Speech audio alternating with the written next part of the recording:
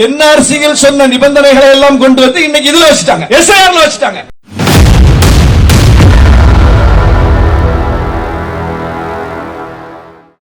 பிஜேபிக்கு எளிதாக வெளியே அமைத்துக் கொடுப்பது தேர்தல் ஆணையத்தினுடைய வேலையாக இருக்கிறது.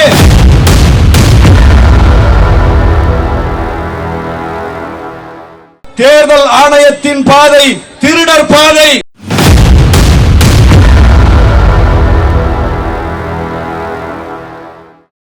விடுதலை சிறுத்தைகள் தேர்தல் அரசியலுக்கு வருவதற்கு முன்னால் தேர்தல் பாதை திருடர் பாதை என்கிற முழக்கத்தை தலைவர் முன்வைத்தார். அதிலிருந்து நாம் நம்முடைய நிலைப்பாட்டை மாற்றிக்கொண்டு தேர்தல் அரசியலுக்கு வந்தோம். தேர்தல் பாதை திருடர் பாதை என்று முழங்கிய அந்த கட்சி இன்றைக்கு தேர்தல் ஆணையத்தின் பாதை திருடர் பாதை என்று சொல்ல வேண்டிய நிலைக்கு வந்திருக்கிறோம். தேர்தல் ஆணையத்தினுடைய நிலைப்பாடுகள், அதனுடைய செயல்பாடுகள் ஜனநாயகத்திற்கு விரோதமாக இருக்கின்றன. புரட்சியாளர் அம்பேத்கர் இயற்றி தந்த அரசியலமைப்பு சட்டத்திற்கு விரோதமாக இருக்கின்றன. எப்போதெல்லாம் அரசியலமைப்பு சட்டத்திற்கு கேடு வருகிறதோ, ஆபத்து வருகிறதோ, அப்போதெல்லாம் களத்தில் சீரிப்பாயும் சிறுத்தைகளாக என்றைக்கும் நாம் நின்று நிற்கிறோம். அப்படித்தான் இன்றைக்கும் நிற்கிறோம். தேர்தல் ஆணையம் மக்களை வாக்களிக்க தூண்ட வேண்டும். மக்களின் வாக்குரிமையை அது பாதுகாக்க வேண்டும். மக்களுக்கு வாக்குரிமையை உறுதிப்படுத்துவதற்கு அது செயல்பட வேண்டும். ஆனால் இன்றைக்கு தேர்தல் ஆணையத்தின் செயல்பாடு மக்களை வாக்களிக்க தூண்டுகிறதா, மக்களை வாக்குச்சாவடிகளை நோக்கி அழைத்து வருகிறதா, மக்களுக்கு வாக்குரிமையை கொடுக்கிற அந்த பணியை எளிமைப்படுத்தி இருக்கிறதா என்று பார்த்தால் அப்படியே நேர் முரணாக இருக்கிறது. மக்களை வாக்களிக்க விடாமல் தடுப்பதற்கு என்னென்ன செய்ய வேண்டுமோ அத்தனையும் செய்கிறது.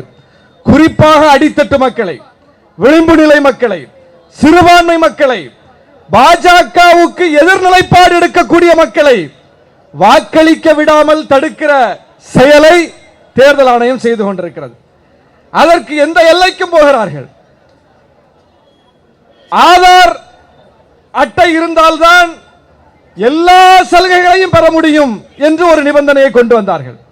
எந்த அரசின் திட்டத்தை அடைவதாக இருந்தாலும், வேறு எந்த பணியை நாம் முன்னெடுப்பதாக இருந்தாலும் ஆதார் கட்டாயம் என்று ஒரு நிலைப்பாட்டை எடுத்தார்கள்.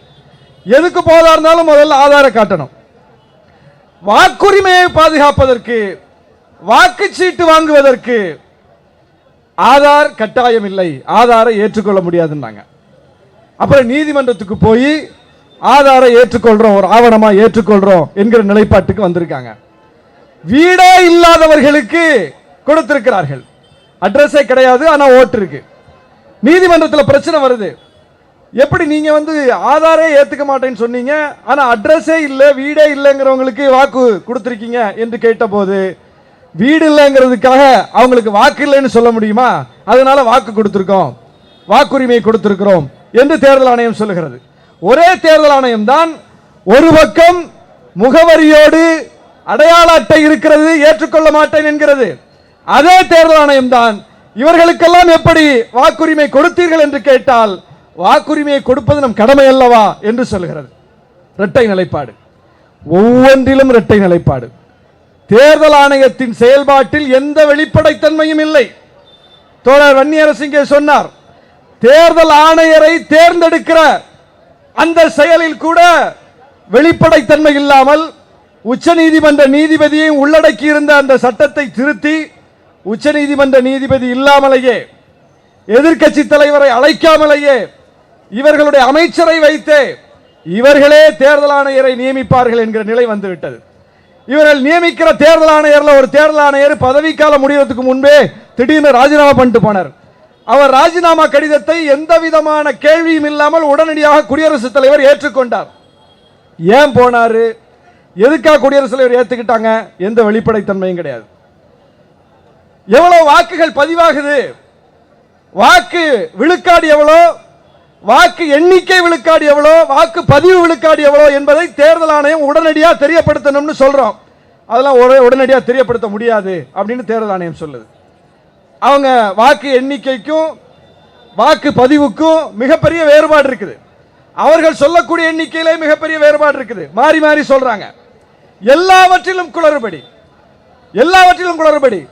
திடீர்னு பார்த்தா பூத்துல கொத்து கொத்த வாக்குகள் பதிவாகுது. ஒரு குறிப்பிட்ட நேரத்தில் கொத்து கொத்த வாக்குகள் பதிவாகுது.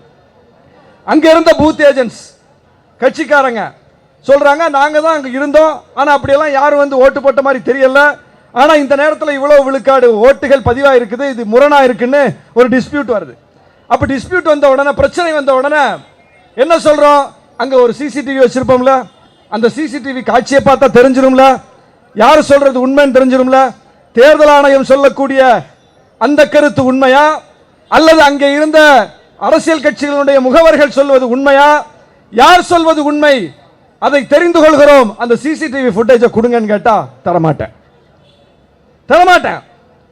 வாக்கு பதிவு விழுக்காடை கேட்டால் தரமாட்டேன், சிசிடிவி காட்சிகளை கேட்டால் தரமாட்டேன், எதை கேட்டாலும் தரமாட்டேன்.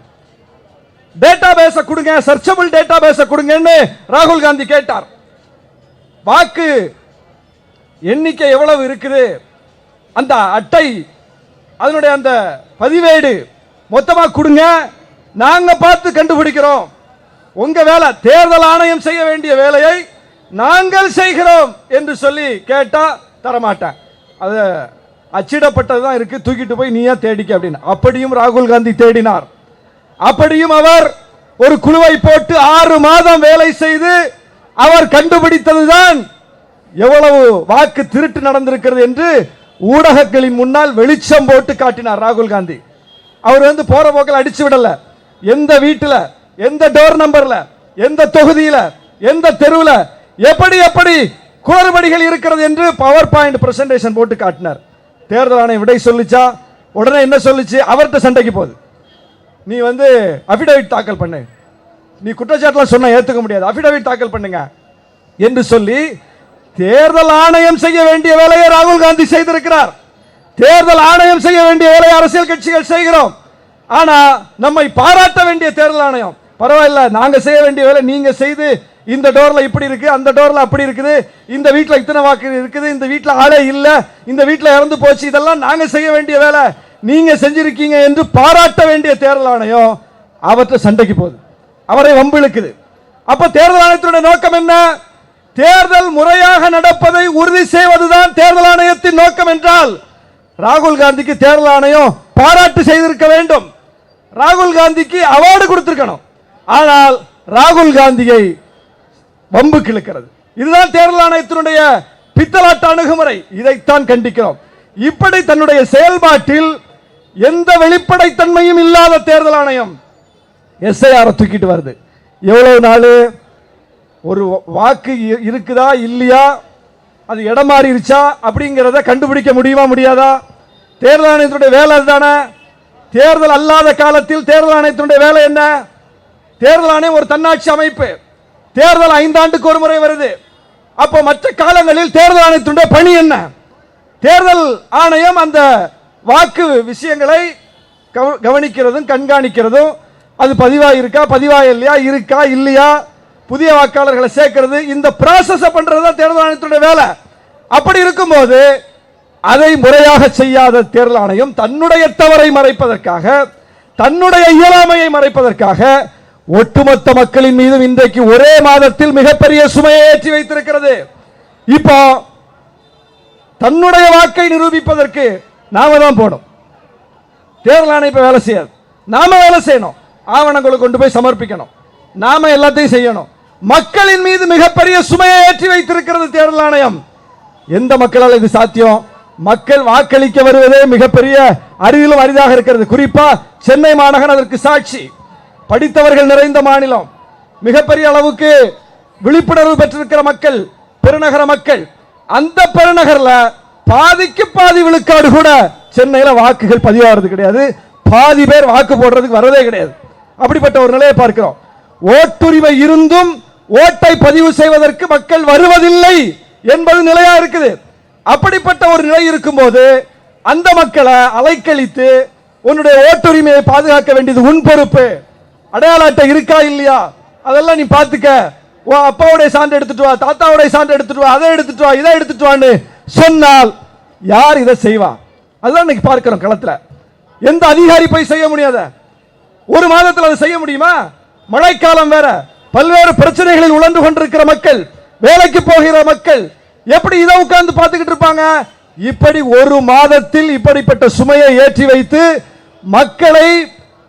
மக்களுடைய வாக்கு அந்த உரிமையை பறிப்பது என்பதுதான் அவங்களுடைய வேலை. அவங்களுக்கு தெரியும் இதெல்லாம் மக்கள் செய்ய மாட்டாங்க, இது சாத்தியம் இல்லை அப்படி நல்லாவே தெரியும். ஆனால் அவர்கள் எங்கெல்லாம் குறிவைத்து அந்த வெற்றி அடைய வேண்டும் என்று நினைக்கிறார்களோ அங்கெல்லாம் இப்படிப்பட்ட தகிடு தத்தங்களை செய்கிறார்கள். அதனால் தான் இதை நாம் எதிர்க்கிறோம். ஏன் எதிர்க்கிறோம்? ஜனநாயகத்தை பாதுகாக்க வேண்டும்.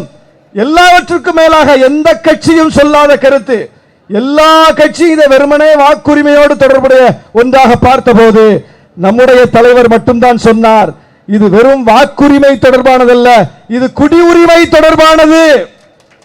ஏனென்றால் குடியுரிமை திருத்த சட்டம்னு ஒன்று கொண்டு வந்துச்சு பிஜேபி. அதை எப்படி கொண்டு வந்தாங்க நம்ம பார்த்தோம். சட்ட விரோதமாக கொண்டு வந்தார்கள். சட்டத்தின்படி, புரட்சியாளர் அம்பேத்கர் இயற்றிய சட்டத்தின்படி மதத்தின் அடிப்படையிலோ, இனத்தின் அடிப்படையிலோ, மொழியின் அடிப்படையிலோ, சாதியின் அடிப்படையிலோ, பாலினத்தின் அடிப்படையிலோ எந்த அடிப்படையிலும் பாகுபாடு காட்டக்கூடாது. எல்லாருக்கும் சட்டம் ஒண்ணு. அப்படி பாகுபாடு காட்டினால் குற்றம்னு சொல்லுது அரசியலமைப்பு சட்டம். அப்படி சட்டமே கிரைம்னு சொன்ன ஒண்ணு இவங்க ஒரு சட்ட திருத்தத்தின் மூலம் நிகழ்த்துறாங்க. முஸ்லீம் மட்டும் வரக்கூடாது, வேற யார் வேணாலும் வரலாம், வந்தா குடியுரிமை தருவேன். அப்ப அது மதத்தின் அடிப்படையில் பாகுபாடு காட்டுகிற ஒரு சட்ட திருத்தம். அந்த சட்ட திருத்தத்தை நம்ம எதிர்த்தோம், மிகப்பெரிய போராட்டத்தை நடத்தினோம். ஜனநாயகத்திற்கு ஆபத்து வந்த போது அந்த சிஐஏவோடு அவர்கள் இன்னொன்றை சொன்னார்கள், என்ஆர்சி. அந்த என்ஆர்சி எதிர்த்து இந்தியா முழுவதும் மக்களை கிளர்ந்து போராட்டம் நடத்தினார்கள். அப்புறம் கொரோனா வந்துச்சு, அதை தற்காலிகமாக கைவிட்டார்கள். அஸ்ஸாம் போன்ற மாநிலங்களில் அதை நடைமுறைப்படுத்தினாங்க. இன்னைக்கு எல்லா மாநிலத்திலும் இதை செய்ய முடியாத நிலை ஏற்பட்டவுடன் வாக்கு உரிமையின் அடிப்படையில் வந்து, கொல்லைப்புறமாக வந்து, மறைமுகமாக வந்து, அன்றைக்கு என்ஆர்சியில் என்னென்ன ஆவணங்களை கேட்டு அதை தந்தால் உன்னுடைய குடியுரிமை உறுதி செய்யப்படும் என்று சொன்னார்களோ அதே ஃபார்முலாவை தூக்கிட்டு வந்து பேரை மாத்தி என்ஆர்சி இல்லையே தவிர என்ஆர்சியில் சொன்ன நிபந்தனைகளை எல்லாம் கொண்டு வந்து இன்னைக்கு இதுல வச்சுட்டாங்க, எஸ்ஐஆர்ல வச்சுட்டாங்க. எஸ்ஐஆர்ல வச்சு உங்க அப்பா டாக்குமெண்ட் எடுத்துட்டு வா, தாத்தா டாக்குமெண்ட் எடுத்துட்டு வா, 2002 நீ ஓட்டு போட்டியா அதை எடுத்துட்டு வா. 2002 ஓட்டு போட்டனா இல்லன்னு எனக்கே தெரியாது. யாருக்கு தெரியும்? இங்க இருக்கிற யாருக்கு தெரியும் 2002 நீங்க எங்க ஓட்டு போட்டீங்கன்னு யாருக்கா ஞாபகம் இருக்கா? அப்ப எவ்வளவு பெரிய மோசடி! இதை வெளிப்படையாக செய்கிறார்கள், துணிச்சலாக செய்கிறார்கள். இது மற்ற மாநிலங்களுக்கு உண்டான் பார்த்தா அஸ்ஸாமுக்கு கிடையாது. தமிழ்நாட்டில் தேர்தல் வரப்போகிறது என்பது 2001 தேர்தல் முடிஞ்சோடனே தெரியும்ல, 2021 தேர்தல் முடிஞ்சோடனே 2026 தேர்தல் தெரியும்ல, 2024 நாடாளுமன்ற தேர்தல் முடிஞ்சோடனே 2026 சட்டமன்ற தேர்தல் தெரியும்ல. ஆனால் எப்ப கொண்டு வர்றாங்க? தேர்தல் எல்லாம் கூட்டணி பேச்சுவார்த்தை அது இதுன்னு ஓடிக்கிட்டு இருக்குது. காங்கிரஸ் கட்சி கூட்டணி பேசுறதுக்கு குழுவே அமைச்சிட்டாங்க. இப்படி தேர்தலுக்கு எல்லாரும் தயாராகி விட்ட நிலையில் இப்ப இந்த வேலையை பார்க்கிறதுக்கு நம்மளை எல்லாம் இறக்கி விட்டுருக்காங்க. அப்ப இவருடைய நோக்கம் என்ன? பிஜேபிக்கு எளிதாக வழியை அமைத்துக் கொடுப்பது தேர்தல் ஆணையத்தினுடைய வேலையாக இருக்கிறது. எனவே தான் சொல்லுகிறோம், தேர்தல் ஆணையத்தின் பாதை திருடர் பாதை. இந்த திருடர் பாதையில் இறங்கி இருக்கிற தேர்தல் ஆணையத்தை கண்டிக்கிறோம். விடுதலை சிறுத்தைகள் இதை நாங்கள் சும்மா விடுவதில்லை என்கிற அந்த உறுதியோடு நின்று களத்தை சந்திக்கிறோம் என்று சொல்லி வாய்ப்புக்கு நன்றி கூறி விடைபெறுகிறேன். நன்றி, வணக்கம்.